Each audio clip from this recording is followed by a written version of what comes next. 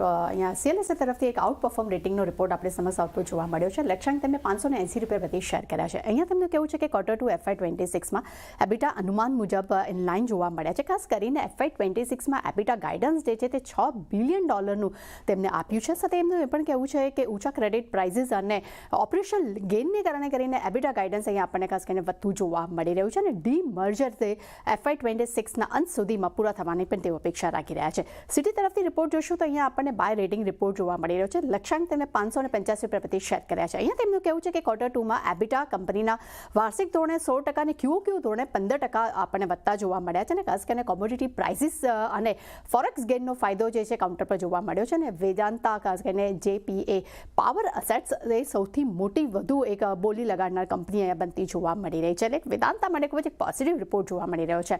ત્યારબાદ પરિણામ બાદ શ્રીરામ ફાઇનાન્સ પર CLSA તરફથી આઉટ પરફોર્મ રેટિંગનો રિપોર્ટ છે. લક્ષ્યાંક તેમને ₹840 પ્રતિ શેર કર્યા છે. તેમનું કહેવું છે કે નીચા ક્રેડિટ ખર્ચનો એક ફાયદો જે છે તે નફાના ફ્રન્ટ પર જોવા મળી રહ્યો છે. સાથે AUM જે છે તે લગભગ 16%, ડિસ્ટ્રીબ્યુશન જે છે તે લગભગ 8% અહીંયા વધતું જોવા મળી રહ્યું છે અને સામે ગોલ્ડ લોન અને CPA અને એટલે કમર્શિયલ વ્હીકલ્સ અને પેસેન્જર વ્હીકલ્સ ગ્રોથનો એક સારો સપોર્ટ જે છે અહીંયા કાઉન્ટર પર જોવા મળી રહ્યો છે અને મેનેજમેન્ટમાં સૌથી મોટો જે ફેરફાર થયો છે એટલે કે પરાગ શર્માની નવા MD અને CEO તરીકે નિયુક્તિ કરવામાં આવી છે. અહીંયા તેઓ પોઝિટિવ રિપોર્ટ તેના માટે આપી રહ્યા છે. મોર્ગન સ્ટેનલી તરફથી અહીંયા આપણને શ્રીરામ ફાઇનાન્સ માટે ઓવરવેટ રેટિંગનો રિપોર્ટ જોવા મળી રહ્યો છે. લક્ષ્યાંક તેમને ₹785 પ્રતિ શેર કર્યા છે.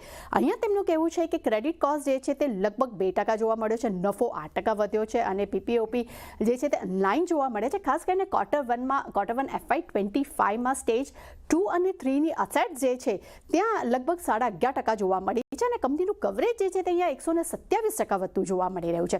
BBCL પર નજર કરશું. રિઝલ્ટ બાદ નુમુરાનો અહીંયા આપણને પોઝિટિવ રિપોર્ટ છે. બાય રેટિંગ આપ્યા છે. લક્ષ્યાંક તેમને ₹580 પ્રતિ શેર કર્યા છે.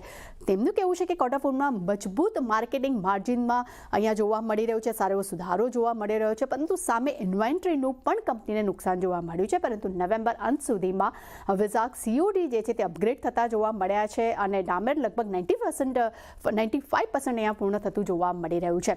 ત્યારબાદ BEL પર નજર કરશો. નોમુરા તરફથી ન્યુટ્રલ રેટિંગનો રિપોર્ટ છે. લક્ષ્યાંક તેમને ₹427 પ્રતિ શેર કર્યા છે. તેમનું કહેવું છે કે વેલ્યુએશન હાઈ છે પરંતુ ઓપરેશનલ પરફોર્મન્સ કંપનીનું ખૂબ જ શાનદાર રહ્યું છે. FY25-28 દરમિયાન તેઓ નફો જે છે લગભગ 13% રહેવાના અનુમાન રાખી રહ્યા છે અને જેફરીઝ તરફથી પણ આપણને બાય રેટિંગનો રિપોર્ટ જોવા મળ્યો છે. લક્ષ્યાંક તેમને ₹150 પ્રતિ શેર કર્યા છે. તેમનું કહેવું છે કે એબિટા કંપનીના લગભગ 20% વધ્યા છે. FY26માં 15% ગ્રોથ ગાઈડન્સ કંપનીએ આપ્યું છે અને ખાસ કરીને ઇન્ટરેસ્ટિંગ એ છે કે H1 FY26માં કંપનીના માર્જિન ગાઈડન્સ જે છે 27% હતા તે વધારીને હવે અહીંયા 28.8% કરવામાં આવ્યા છે. એટલે ચાની ડેફિનેટલી ઘણા બધા બ્રોકરેજ રિપોર્ટ છે પણ દરેક પર આજે ખાસ નજર રહેશે.